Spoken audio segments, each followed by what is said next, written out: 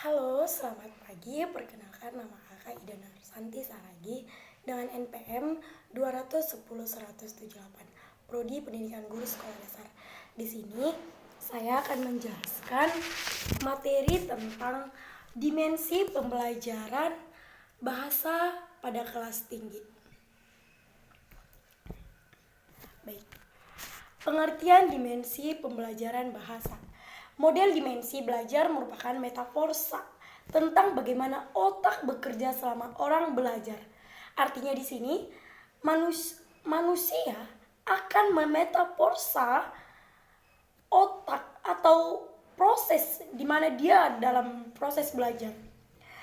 Dimensi belajar ini terdiri dari 5 tipe berpikir yang bersifat interaktif, yaitu sikap dan persepsi positif terhadap belajar, memperoleh dan pengintegrasian pengetahuan, perluasan dan penghalusan pengetahuan, penggunaan pengetahuan secara bermakna, dan kebiasaan berpikir secara produktif. Selanjutnya, pembelajaran yang menggunakan pendekatan model dimensi belajar adalah pembelajaran yang menggunakan dimensi-dimensi belajar itu sendiri sebagai premis pembelajaran. Pembelajaran yang berpusat pada 5 dimensi itu akan memberikan hasil yang lebih baik.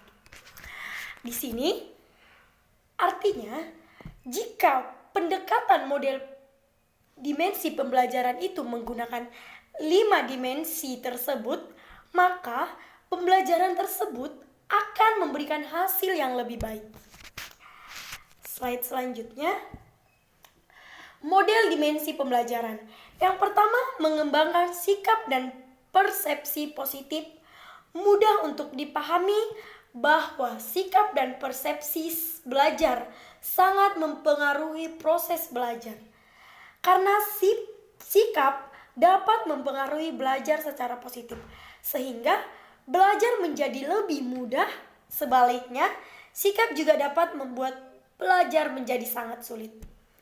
Ada 2 kategori sikap dan persepsi yang mempengaruhi belajar. Yang pertama, sikap dan persepsi tentang iklim atau suasana belajar. Yang kedua, sikap dan persepsi terhadap tugas-tugas kelas. Karena yang 2 ini sangat mempengaruhi proses belajar mengajar.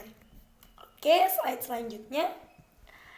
Guru yang efektif akan memberikan penguatan terhadap kedua kategori itu. Ya, seperti slide selanjutnya yang kemarin tadi, ada 2 kategori yang dapat mempengaruhi belajar. Sama, guru yang efektif memberikan penguatan terhadap kedua kategori itu dengan teknik yang jelas dan sesuai.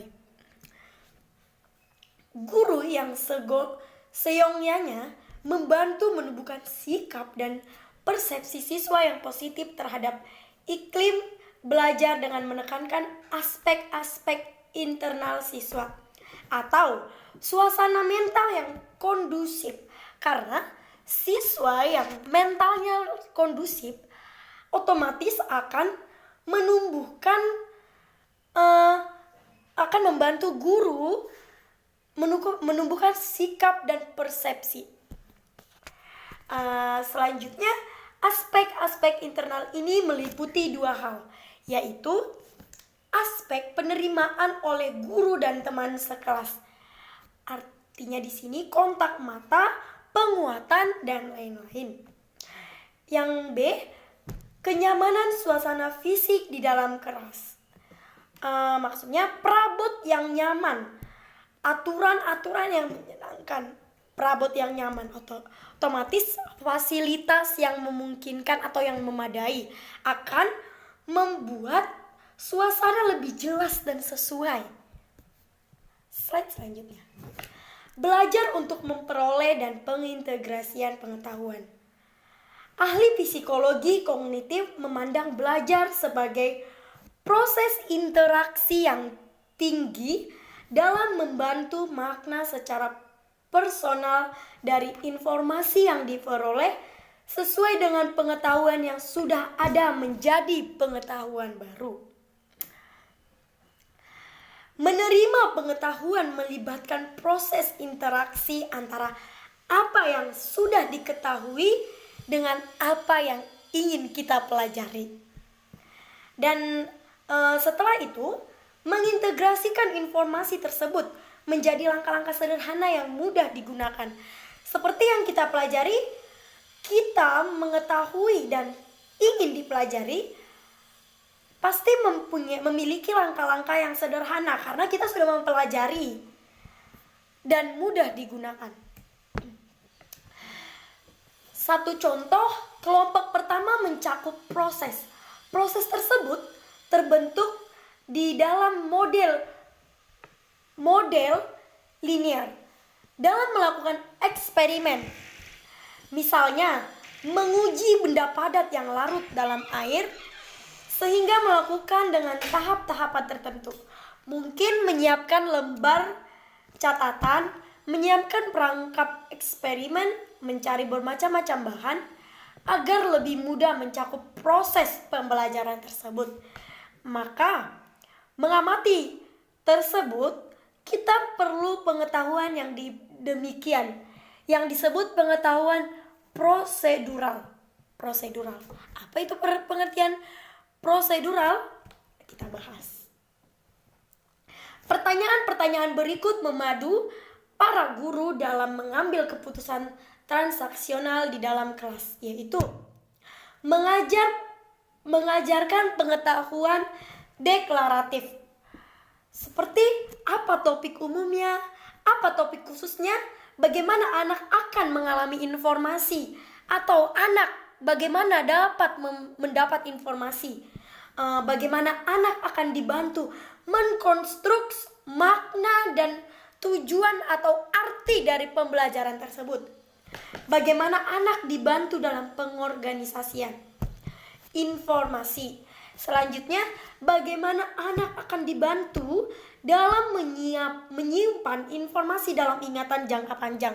Seperti pada saat UTS, anak pasti perlu pengingatan dengan jangka panjang karena itu akan mencakup ingatan-ingatan kita dalam materi minggu lalu atau materi yang lalu-lalu akan digolongkan menjadi satu. Itu yang akan kita bahas di ujian.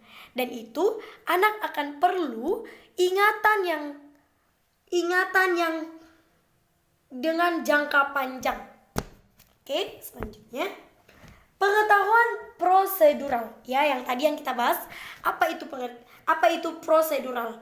Prosedural mencakup keterampilan dan proses apa yang perlu dikuasai anak. Bagaimana anak dibantu mengkonstruksi model, bagaimana anak dibantu dalam pembentukan keterampilan atau proses membentuk keterampilan. Ya. Bagaimana anak dibantu dalam penginternalan keterampilan atau proses. Selanjutnya, perluasan dan penghalusan pengetahuan. Pada dimensi ini, aspek-aspek belajar melibatkan pengujian apa yang kita ketahui agar mencapai tingkat yang lebih dalam dan analitis. Karena ini dapat memperluas dan memperhalus pengetahuan ini, yaitu dengan cara comparing atau identifikasi dan artikulasi hal-hal atau benda-benda yang mirip dan berbeda. Yang kedua, classifying atau pengelompokan jenis-jenis benda ke dalam kategori berdasarkan atribut dasarnya.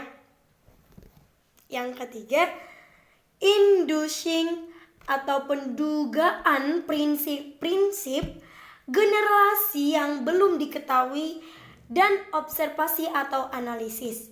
Yang keempat, deducing, pendukungan kondisi yang belum ternyatakan dari prinsip-prinsip atau generasi tertentu. Saya harap sudah mengerti ya, karena sudah dijelaskan masing-masing. Yang kelima, analyzing error. identifikasi dan artikulasi kesalahan di dalam pikiran sendiri maupun orang lain.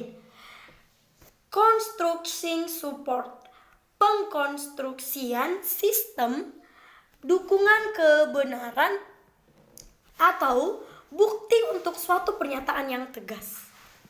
Abstrakting, identifikasi dan artikulasi tema penting atau pola umum atau suatu penginformasi. Analyzing, perspektif, identifikasi dan artikulasi perspektif personal tentang berbagai macam isu.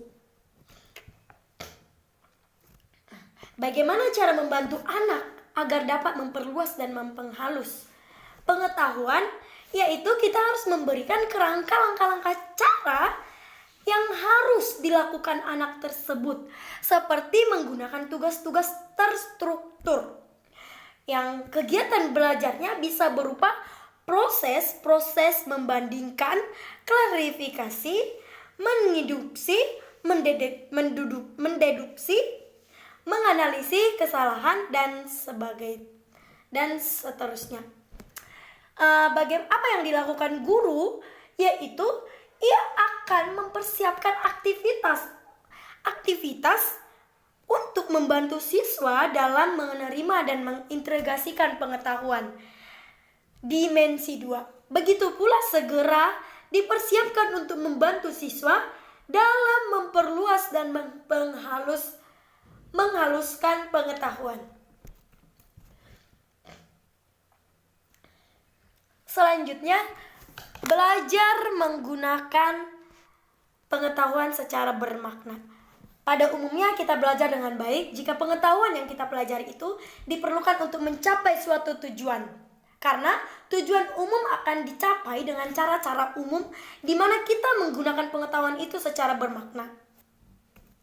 Selanjutnya, belajar menggunakan pengetahuan secara bermakna, yaitu kita harus memproses jawaban atas seperti apa pertanyaannya.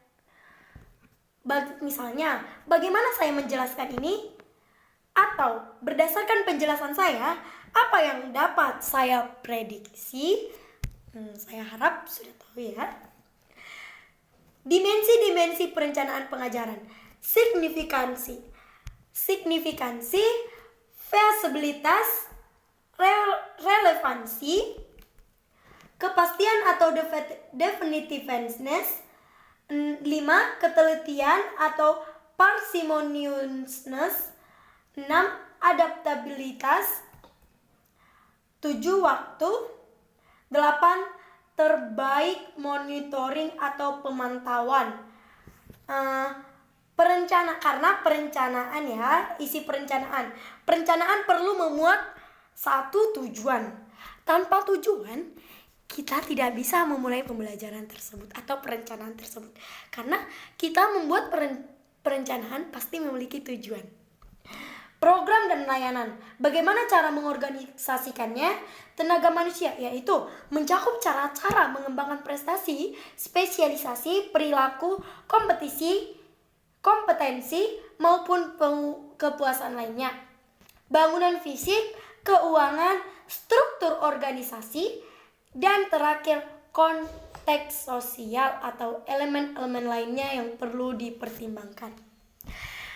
Sekian penjelasan saya tentang dimensi pembelajaran bahasa kelas tinggi. Terima kasih.